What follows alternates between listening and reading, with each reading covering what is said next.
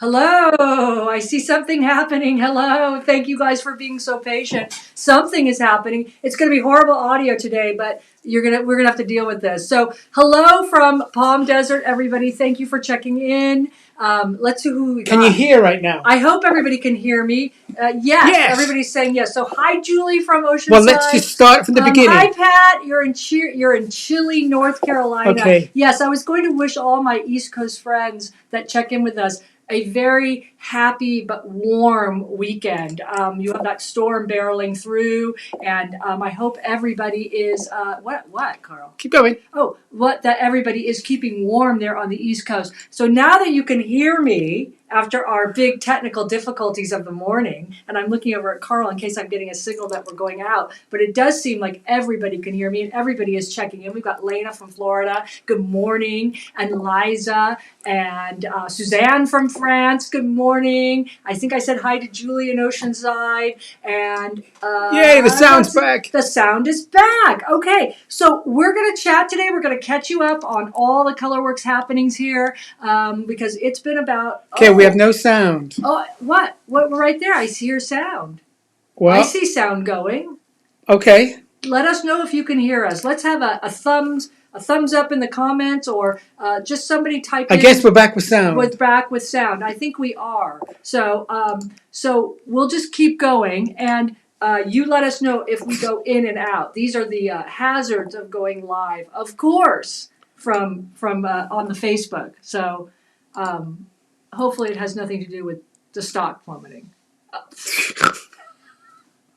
Okay. We've got lots of people checking in now. That's great. Without sound going. Okay, so here we go. So anyway, we have not been on since December 18th. It's been a busy month and a half or so. So we did do Road to California, and we had a really, really, really, really busy January as well. So I want to start right there with Road to California before I go any further and show you just some pictures of our booth and do a recap. And we're chatting. So if you guys have questions for us, put them in the comments. And of course, if the sound goes in and out, let us know. Okay, so there is Carl on the way to the road booth to set up. And yes, if anybody was wondering, we do take every single part of our booth in the mini coupe. So we get everything. Carl is an expert packer, and we put everything in that mini coupe. And that's away he goes to set up road. And this is, if we go to the next slide, is what the booth looked like after Carl got setting up. Now, I taught a class at Road to California, which was my paint box class, which was great fun. We had a good group of ladies, and we did this all in person. So this was our very first in-person event of after, well, in the last, 2 years? 2 years. And so it was beautifully coloricious. Thank you all for your great comments there, April, and everybody else checking in. And then, of course, everybody goes, well, how do you get all that back? Well, we get it back exactly in the same fashion that we took it. So this is the evening of loadout after Road to California. It was a fairly successful show, little less attended than it was 2 years ago, but that is, what's expected during this pandemic. So, but everybody was very happy to be back in person. It will be back next year as well. This is a show that goes on in January in Ontario, California, every single year. And so if you haven't come to the Road to California, I would urge you to make a plan or trip to come out. So there we go. Oh, thank you, Barb. Barbara says, love the class. So happy I got it. Yes, it was a fun class. And it was actually fun to see everybody in the flesh again, we were all masked up, everybody was vaccinated and all that stuff, but it was great to actually see people at the booth. Julie came by and saw us, and that was really fun. We saw a lot of old friends, we made new friends, so it was great to be out there again. And then if you're interested, so the next thing I want to talk about is we will be vending at this next show, which is a smaller show here in the desert in Palm Springs. It's called the Desert Quilt Show. And it's happening March 4th and 5th. There's the placard for you. If you want to take a trip down here to see us vending and to see other quilt shops, we have two wonderful quilt shops in the area, which is Monica's Quilt and Bead Creations and also Quilters Affair. And those are wonderful quilt shops. And then also, if you ever wanted to visit at Palm Springs, this would be a great plan to come down on this weekend, March 4th and 5th. This particular show is 3 guilds that get together, our own Coachella Valley Quilt Guild with the Past Patchers and the Cactus Sewables, and they all get together and put on a really nice, but it's a smaller show than Road to California, but we'll be there March 4th and 5th with a booth as well. So that's our next vending date. Okay, so where am I going? I'm going to look at the weather. Weather. Oh, we're going to the cactus cam. Look at the golfers turning Well, up. you know, something is working this morning. Normally, the cactus cam actually doesn't work, and our mics work. So the cactus cam is working perfectly. There comes a golfer. It's been very busy on the golf course, as you can see. We've got 2 golf carts arriving on the 15th hole of the beautiful Oasis Country Club, which is our backyard here. And it's a gorgeous day in the desert. I think it's about 75. So we've been having great weather, with the exception of the winds that came through 2 days ago? It took some of the trees away. About 24 hours ago, which actually some of the branches came down, but they were right on it and picked them up. So that is that. Let's talk about what's new in the Colourwerx shop too, because I did want to touch on this. For those of you that were waiting for Colourwerx's fabric to get back in stock, it is back in stock. We got it about 4 weeks ago. Carl, you can go to that slide. There it is. So this is what's new in our shop. These are all available to purchase now. If you go up to our Colourwerx.com website and then hit the what's new or hit shop, you'll find this. So Colourwerx's bundles are still in stock. We have fat quarter bundles, half yard bundles, 1 yard bundles for you. We also have strip packs, or we call them strip rolls. Now this is basically like a junior jelly roll. So these are 2.5 inch by width of fabric strips of each one of the 12 Colourwerx's fabrics. So you get 24 strips in all. And if you want to, we can go to the next slide. If you pair that with, we also brought in some solid Kona cotton jelly rolls, and these are junior jelly rolls as well. Junior meaning that they're half the number. So it's, instead of 40, you're getting 20 in each, 24 in each pack. So if you combine a Colourwerx strip roll with a Kona cotton strip roll, then you would have a full strip pack or full jelly roll, which would be 48 in all. So those are available in our Colourwerx shop as well right now, as well as we put in some Labyrinth fabric kits. Thank you those who got those in the last couple days.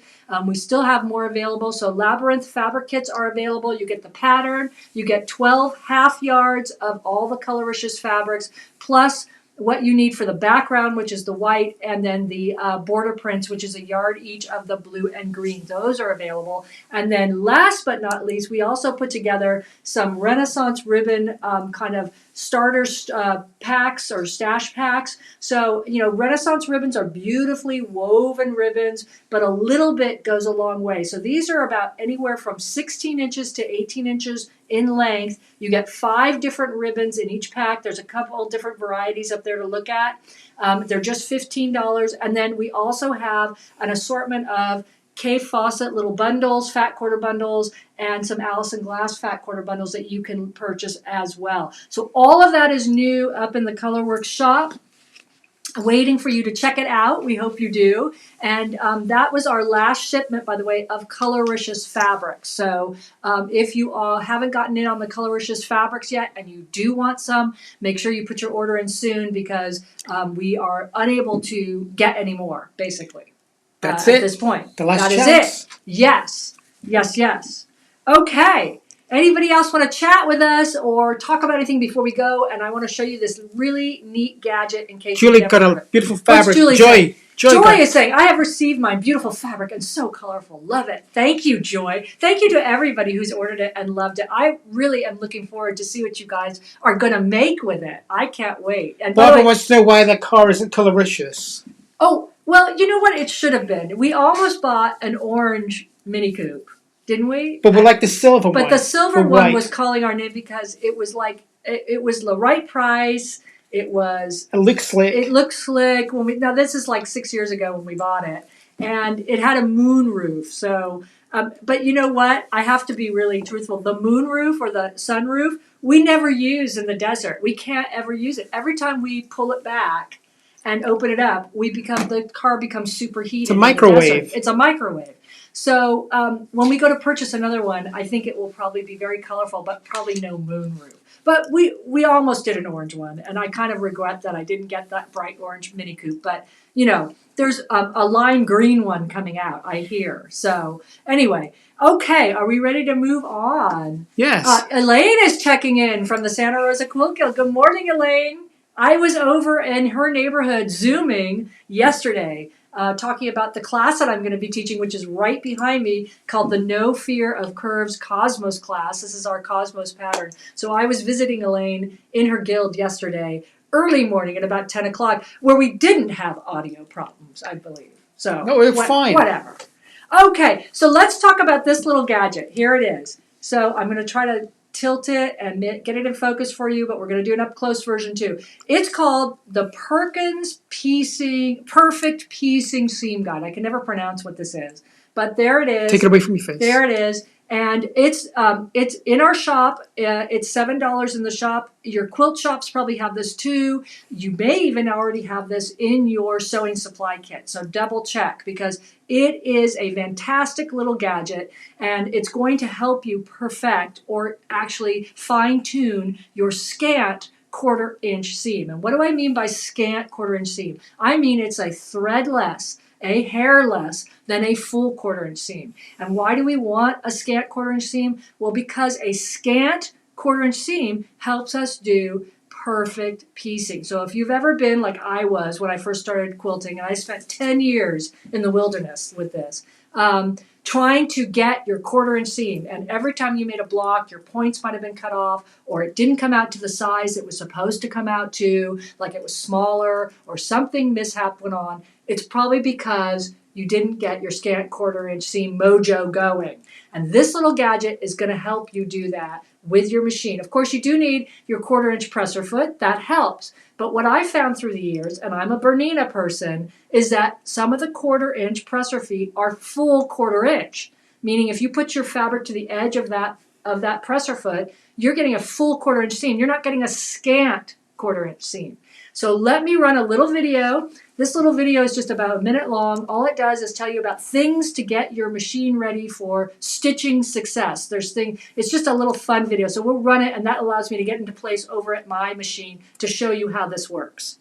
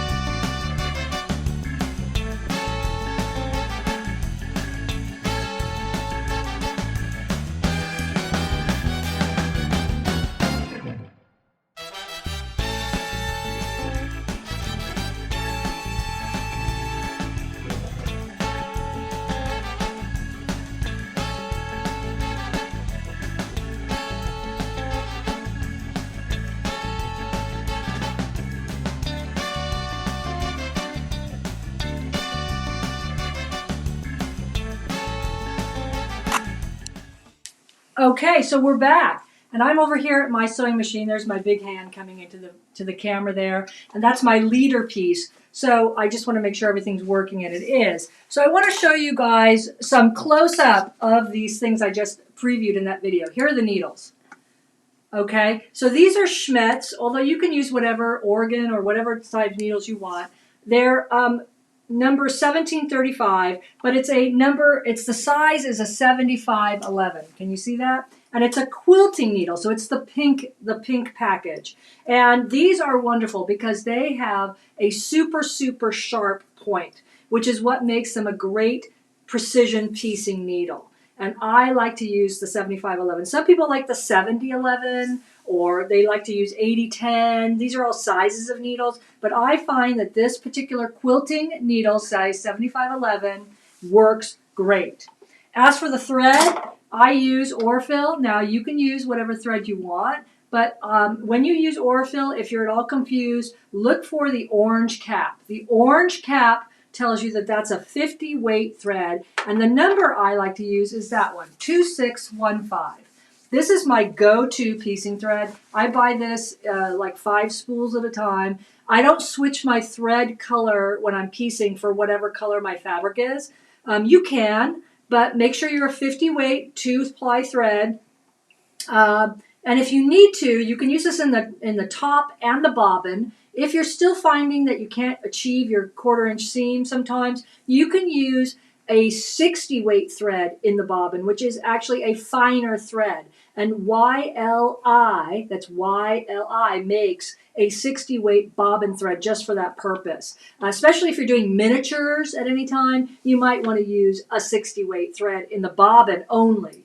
This would still be on the top. But this is my go-to thread, number 2615. It's a silvery gray. It's actually lighter than what the camera is showing it right now with lighting. And it actually just hides itself in all the seams. No matter even if I'm doing black or dark fabrics, you don't see this thread show up. So that's the thread. Pin-wise, I don't pin a lot when I'm piecing, but when I do, I use these. These are number 2509 Clover Fine Quilting Pins. As you can see as I bring it up to the camera there, they are about 1 3/4 inches long. So they are super long, but what they do is they flex. They're very fine, and they kind of flex and to get out of the way of the needle. And that's important if you want to leave your pins in while you're piecing. So again, it's number 2509 by Clover Fine Quilting Pins. They are kind of expensive, so you don't want to use these for handbags or anything that's super thick or basting. You want to use these only for pinning when you're doing, precision piecing. Try to take them out before they get to the needle, but if you have to leave them in, they should flex out of the way of your needle, which is what makes them great. So those are the pins. And then here comes the gadget that we all love, which is this. I'm going to try to get it all in there. I have to put it sideways.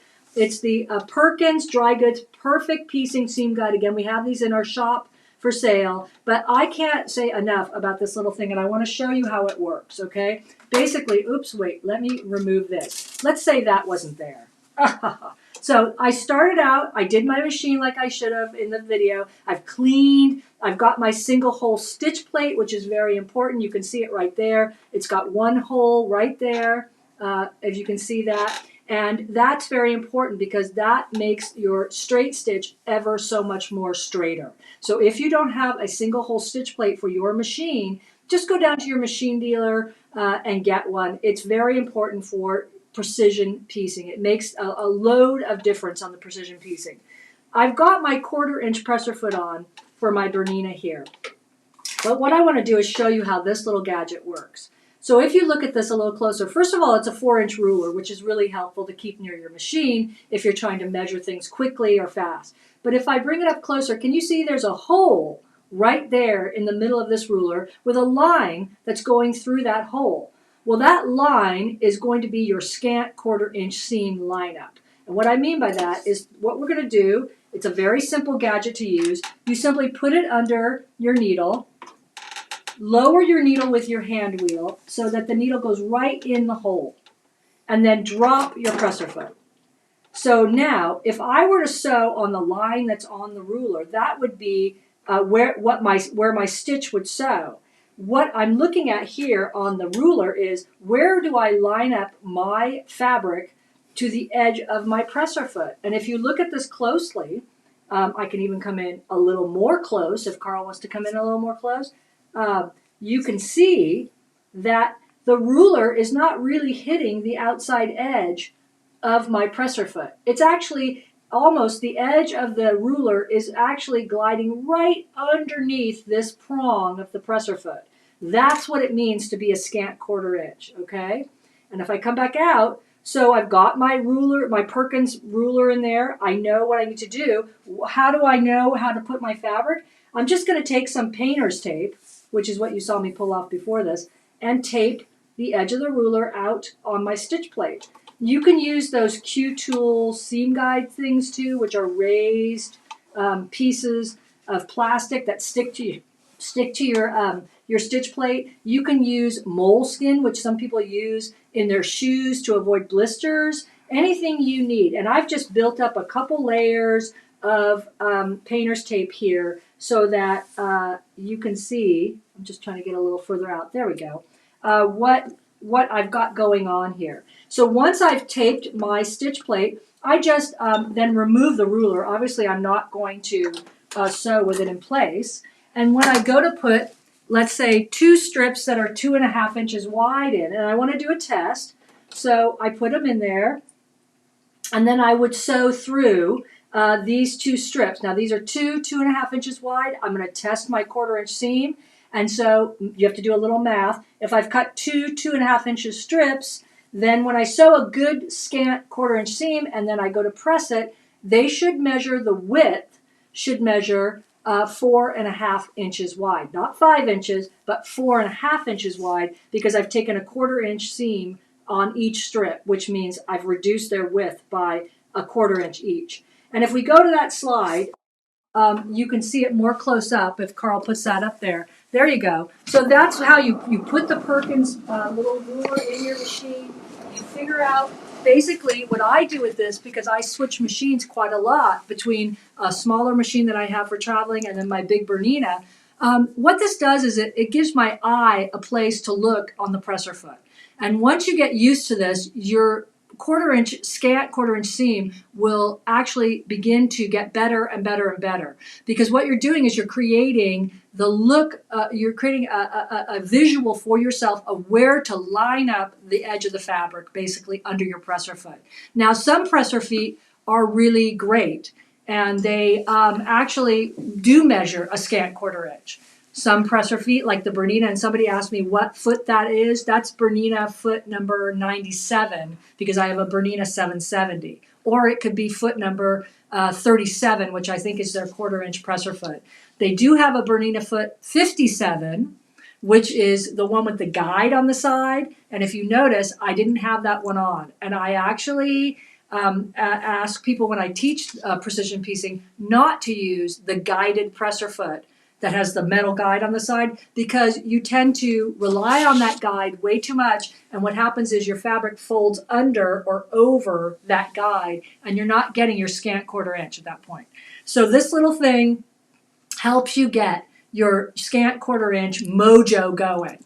And really, that's as simple as it gets. You stick it under your needle, you figure out where the edge of the fabric is under your presser foot, tape your machine to give yourself something to butt up the fabric edge against, but just enough so that you can feel a little resistance there, and then go off and test. And the more you use it, the better it gets. And what I love about this gadget is it's that simple, it's cheap, it's at your quilt shops, we have it in our shop, and it just gives you, especially if you're switching machines a lot, it gives yourself a visual of where to place the edge of that fabric. That is my big lesson today. And unless anybody has any questions, I can't sing the praises of this anymore. It is a absolute time saver, and I must thank Dawn Gale. I don't know if she's watching today. My friend Dawn from Texas, who helped me in our Lindarella shop. And Dawn used to do beginning quilting lessons and piecing for us of samples, and she's the one that turned me on to the and I can never pronounce it, the Perkins Perfect Piecing Seam Guide. So there you go. That is my big lesson today on what we're doing. Okay, everybody's checking in. There's Dawn. She is with us. Good morning, Dawn. There she is. Yay! Probably from very cold Texas. I'm assuming it's if she's up in the north part of Texas, it's very cold, I heard. Okay. Well, then we'll go to very warm. There, Cactus Camp. Well, you get a breath. Oh.